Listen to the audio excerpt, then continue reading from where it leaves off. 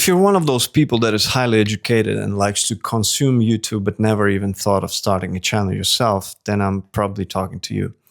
I have 2 master's degrees in political science. I've had serious jobs in the field, and starting YouTube sounded crazy to me. One friend of mine even said that it's a brave move.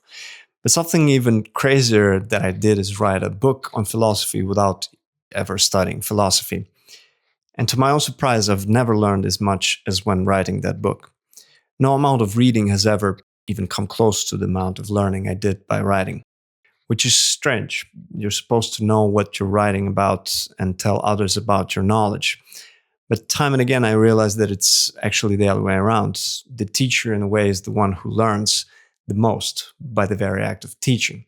Well, I'm not really a teacher. I have no certification for teaching. But I know that whenever I talked about the subject of the book and prepared for a speech, I learned new things all the time.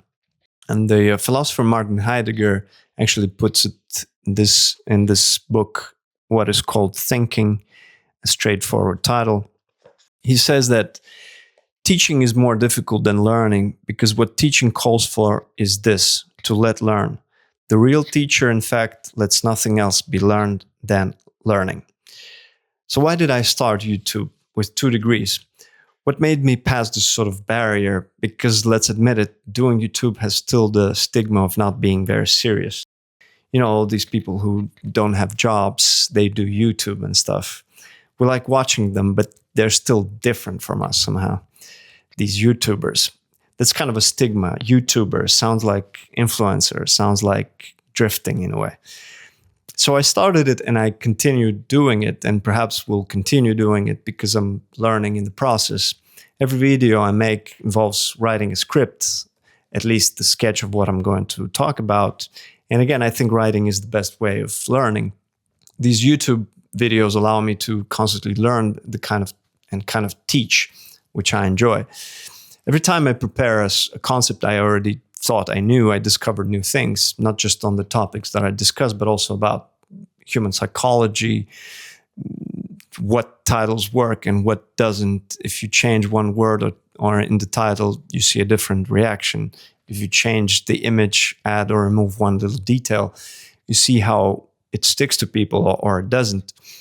You learn psychology, you learn marketing even, you learn who your audience is, which I think is still the most difficult part. And you learn what clicks with people. By learning YouTube, you actually learn about you and me. It's about people. And I know that we have already enough information today. We're drowning in information. So who needs more of it, right? We have enough content creators and YouTubers. But depends on what kind of content we're talking about.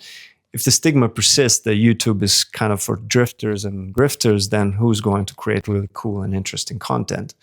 Something new, something deep and spoken by someone who either loves the topic or is an expert in it. Recently, I was reading this book called Deschooling Society by Ivan Illich, an Austrian priest who criticized the institutional way of schooling back in the 70s. That is before the internet and before AI, of all things. Deschooling society was a radical idea at the time. How can you get rid of schools? Especially when he writes something like, school is the advertising agency which makes you believe that you need the society as it is. But now that idea is not that crazy anymore. I think we're approaching this deschooled society very quickly, if that is already not happening now. As Illich writes, the school system in fact may soon face a problem which churches have faced before.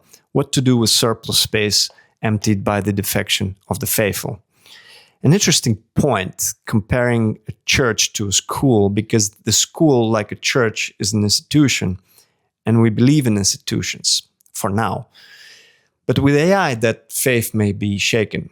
So what Illich is advocating for is what actually has become reality, what he calls the educational web, where people have networks of places where they come and discuss topics in order to learn this or that subject, a sort of Greek Agora style. But he doesn't mean it as the World Wide Web as we know it today. He's still writing in the 70s, and he's suggesting people even phone each other to organize these gatherings. What's interesting is that he unknowingly circles his finger around what would eventually become the internet, but he doesn't know how to call it yet. As he writes, I will use the words opportunity web for network to designate specific ways to provide access to each of 4 sets of resources. Network is often used, unfortunately, to designate the channels reserved to material selected by others for indoctrination, instruction, and entertainment. But it can also be used for the telephone or the postal service, which are primarily accessible to individuals who want to send messages to one another. I wish we had another word to designate such reticular structures for mutual access, a word less evocative of entrapment, less degraded by current usage, and more suggestive of the fact that any such arrangement includes legal, organizational, and technical aspects. Well, Mr. Illich, that day has come. You can now call it the internet, and this Agora is now YouTube. We don't need to phone each other to set up these educational networks. That network already exists. The network of learning and let learn, as Heidegger put it. And I don't have an income or anything from this channel, but I already benefit from learning while doing it. So the stigma of the YouTuber, even a full-time one, I think is becoming outdated. So that's what I wanted to share with you, just some thoughts on the changing world of how we get information and how we educate ourselves in the days of the network. Not least with the coming of AI, which indeed will probably leave some schools empty or at least diminish the faith in it. Thanks for watching.